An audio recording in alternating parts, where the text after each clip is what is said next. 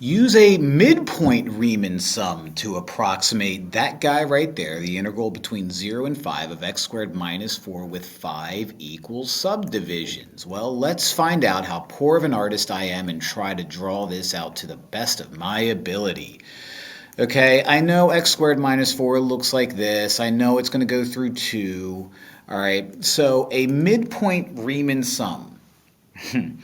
Okay, means that I'm going to try to estimate where midpoints are and draw like, oh boy, I'm going to be so bad at this. Draw like rectangles through the midpoints. That's actually not too bad. That just got real bad. Well, that's awful. But the idea is, kind of ignore the last two, but the idea is I need to find out what the area of all of these guys are. Add them all up. Now, the fun part about this guy is you're underneath the x-axis. So you would be like negative areas and you would be positive areas, and we would assume things would cancel out. Now, when we do left and right Riemann sums, we use like the left and right endpoints. Now we're going through the middle. So this is going to think, we're going to be forced to think a little extra. You're 5, and we're being asked to find equal subdivisions. So I had to find out how long each of these guys would be if I knew how to draw them all equally. But that's all right. That's easy. So that's like, the change of x is going to be b minus a over n. Okay, if you watch my last two videos, you've seen me use this before. What's b? That's the upper limit. What's a? That's the lower limit. What's n? That's how many subdivisions there are. So each of these rectangles are going to be 5 minus 0 divided by 5 units long. So 5 over 5 is 1. So each of these rectangles are going to be 1 unit long. I can handle that. Now, what I don't know is how tall they are. Well, the way I find out how tall they are is by plugging in the midpoint. Now, if I know that these are each 1 long and it starts at 0, I have 5 intervals going on from 0 to 1, 1 to 2, 2 to 3, 3 to 4, and 4 to 5. Now, what are the midpoints between those? The numbers are easy.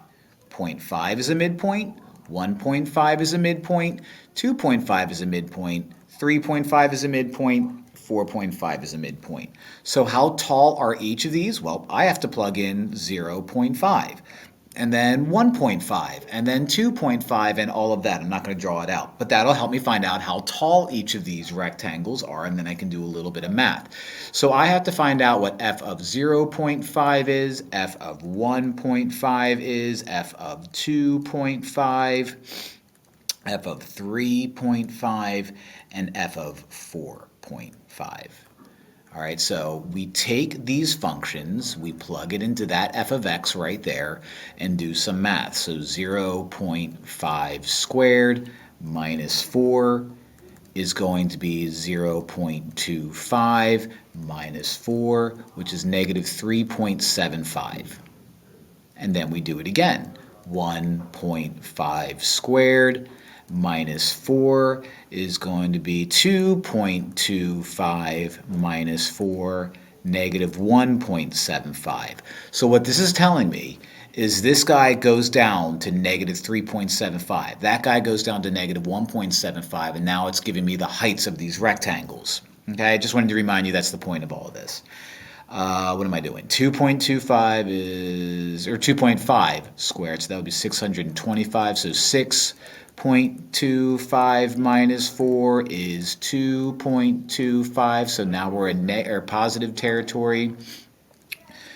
3.5 squared minus 4 is going to be, was that 12.125 minus 4, which is 8.25. That's how tall that rectangle is going to be.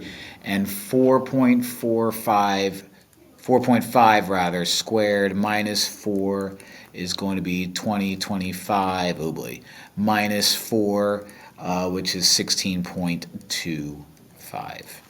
All right, now that's how tall each of these rectangles are respectively. Now what I do is I multiply each of these to the lengths to find out the area. Those lengths are 1. We know that. So 1 times negative 3.75 plus 1 times negative 1.75. And keep doing that. Plus 1 times 2.25 plus 1 times 8.25 plus 1 times 16.25. And what that does is that gives us the area. Notice the area of the rectangles under the x-axis are negative. The areas above are positive. That's supposed to happen. They're supposed to cancel each other out to an extent. Not cancel exactly, but the area down here is supposed to cancel out whatever area that we would get up here that's the equal size. Okay, obviously the numbers don't change, so I kind of just wasted my time a little bit, but there's no waste of time on YouTube because it just gives me more YouTube money, baby. So let's write that out. And we're going to pretend like I didn't type that out on a calculator ahead of time and say that this will give us 21.25. All right, so very, very involved. Okay, but you know, that's how you do a midpoint Riemann sum. Fun stuff.